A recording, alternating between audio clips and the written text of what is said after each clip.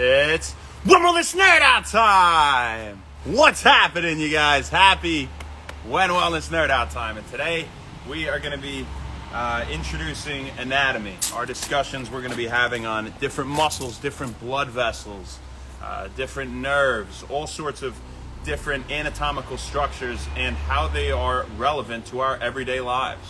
Some problems we have with them, how we can strengthen them, how we can loosen things, how we can prevent impingement on things, how we can do all sorts of things related to anatomy, and I'm super excited for it personally. I hope you are too.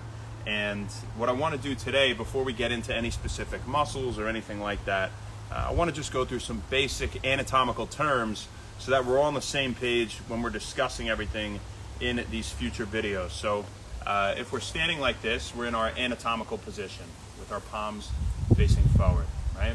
And so to start with some planes, we have, if we had a line going like this, right? If you were to slice the body in half like this would be our sagittal plane, right? And so an example of a movement in the sagittal plane would be, say, bringing your dumbbell up on that front raise, right? Hitting the anterior delt, for example. When we talk about this plane, that if we took something and sliced this way, right? So if we sliced this like that in half, and we had half our body in the front and half in the back, this would be our coronal plane. And so I guess since we're talking about shoulders, we'll do another example, would be that lateral raise, right? That would be on our coronal plane. When we have this plane that cuts us this way, that's our transverse or axial plane, if it's separated the top half and the lower half of our body, for example. And let's think, we're on the topic of shoulder, right? So a movement would be, say, internal rotation, the humerus, right? Grabbing that cable, going like this. We'd be moving in that axial plane, right? So towards the head is more superior, and towards the feet is more inferior. Okay, so inferior, superior. To the front is anterior, and you could also say ventral, towards the belly. And to the back is posterior or dorsal.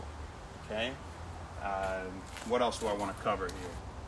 Towards the midline, okay, so towards the midline in this sense is more medial, whereas we get outwards, it's more lateral, right? What's this thing? Make sure this didn't tilt too much. Hey, there we go. And towards the outside of us is more lateral, all right? And let's see, what else? What else? We said proximal and distal. Oh, we didn't say proximal and distal. So more proximal is towards the torso, towards the center of the body, okay? And so more distal is to the ends of our body, towards the extremities. And so we could say that our fingers are more distal than our wrist, or our fingers are distally located to our wrist, which is distal to the elbow.